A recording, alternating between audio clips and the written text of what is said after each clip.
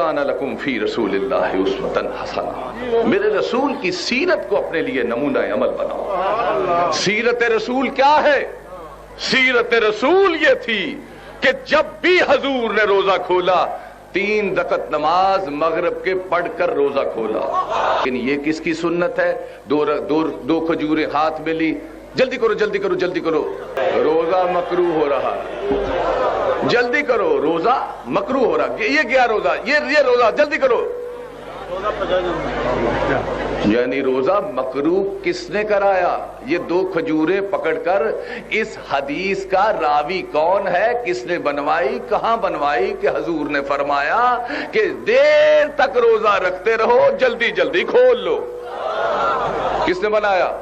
یہ کام تھا یزید کے ابا جان کا۔ رافضیت ایک ایسی بیماری ہے جس کو یہ لگ جاتی ہے وہ بندہ بے شرم بغیرت ہو جاتا ہے، اسے شرم نہیں آتی کہ میں کیا کہہ رہا ہوں، لوگوں کو صرف دھوکہ یہ دیتا ہے کہ میں علی کا محب ہوں، اصل میں وہ علی کا دشمن ہوتا ہے، صرف مال بٹورنے کے لیے اس طرح کی باتیں کرتا ہے۔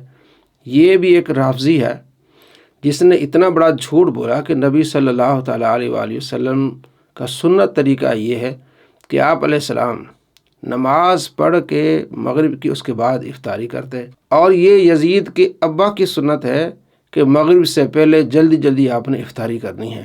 لوگوں نے صحابہ کو بھی چھوڑ دیا، نبی علیہ السلام کو بھی چھوڑ دیا۔ کیسے خناس آدمی ہیں، کتابیں نہیں پڑھتے۔ ایک مشہور کتاب مشکوٰۃ المصابیح جس میں 5 روایتیں بالکل واضح طور پر ہیں کہ آپ صلی اللہ تعالیٰ علیہ وآلہ وسلم سورج غروب ہونے کے بعد افطاری کرتے ہیں اور نماز پڑھنے سے پہلے افطاری کرتے ہیں۔ آپ علیہ السلام فرماتے ہیں امت اس وقت تب خیر پر ہوگی جب تک افطاری میں جلدی کرے گی۔ افطاری میں تاخیر کرنا یہود و نصارہ کا طریقہ ہے۔ 5 حدیثیں میں آپ کو سنانے لگا ہوں مشکوٰۃ المصابیح سے، اور وہ بخاری میں ہے، مسلم میں ہے، ترمذی میں ہے، ابو داؤد میں ہے۔ مشکوٰۃ المصابیح میں حدیث نمبر 1984، اور یہی بخاری مسلم میں ہے۔ بخاری میں اس کا نمبر ہے 1957۔ آپ صلی اللہ تعالیٰ علیہ وآلہ وسلم فرماتے ہیں لا یزال الناس بخیر ما اجل الفطر، جب تک لوگ افطاری کرنے میں جلدی کرتے رہیں گے وہ خیر و بھلائی پر رہیں گے۔ کہتے یار یہ جناب 2 کھجوریں لے لیتے ہیں، جلدی جلدی اتنا لمبا روزہ پر جلدی افطاری کر دیتے ہیں۔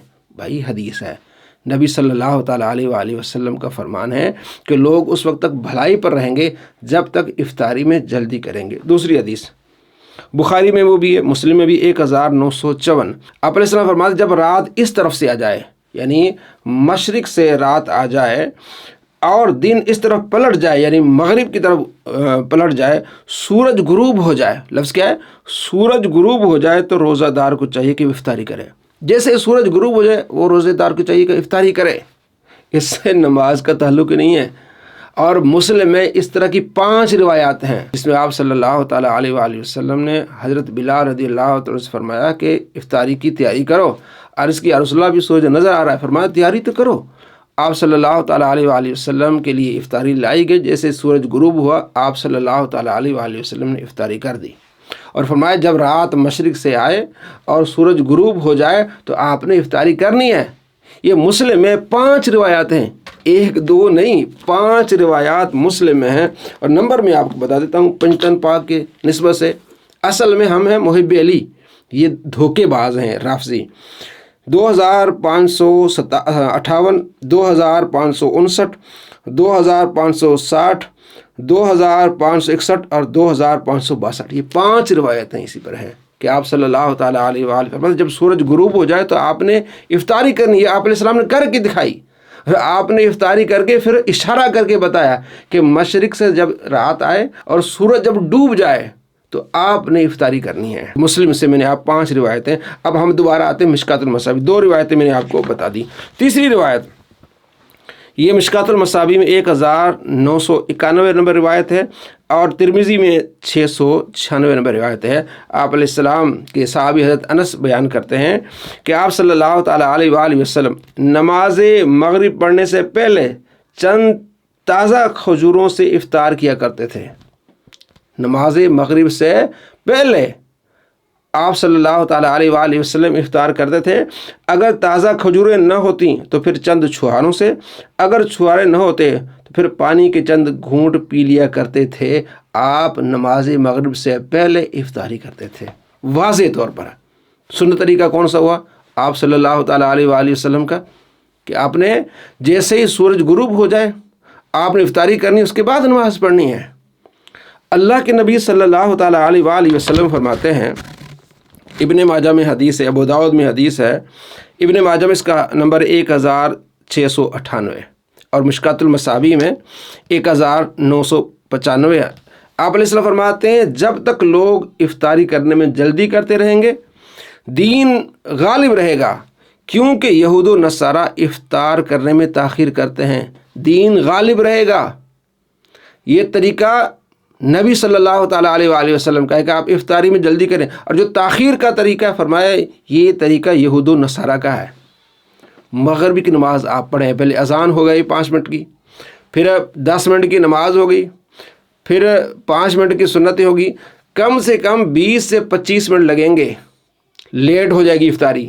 اور اس کو نبی علیہ السلام برا منا رہے ہیں، فرمایا ایسا نہیں کرنا، سورج غروب ہو جائے تو آپ نے افطاری کرنی ہے۔ تاخیر سے افطاری کرنا یہود و نصارہ کا طریقہ ہے۔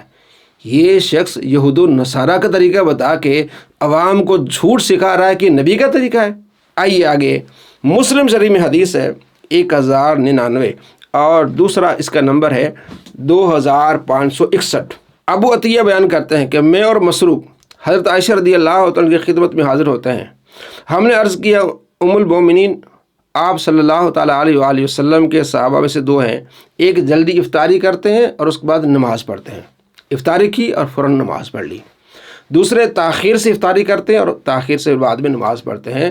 تو حضرت عائشہ رضی اللہ تعالیٰ عنہ نے فرمایا کہ کون ہے جو افطاری میں جلدی کرتا ہے اور فوراً نماز پڑھ لیتا ہے؟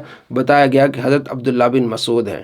تو حضرت عائشہ رضی اللہ عنہ فرماتے ہیں ہاکذا صنع رسول اللہ، یہ وہ چیز ہے جو آپ صلی اللہ تعالیٰ علیہ وآلہ وسلم کیا کرتے تھے کہ آپ علیہ السلام جلدی افطاری کرتے تھے اور اس کے بعد فوراً آپ علیہ السلام نماز پڑھتے تھے۔ 5 حدیثیں میں نے مشکات المصابیح جس میں بخاری، مسلم، ابو داؤد، ترمذی، اور 5 حدیثیں خالص مسلم سے ان کے میں نے نمبر بتائے کہ آپ صلی اللہ تعالیٰ علیہ وآلہ وسلم افطاری میں جلدی کرتے تھے، اور افطاری مغرب کی نماز سے پہلے ہوتی تھی، اور اسی میں خیر و بھلائی ہے۔ لیکن دھوکے باز کیسے، عوام کو کیسے دھوکہ دیتے ہیں؟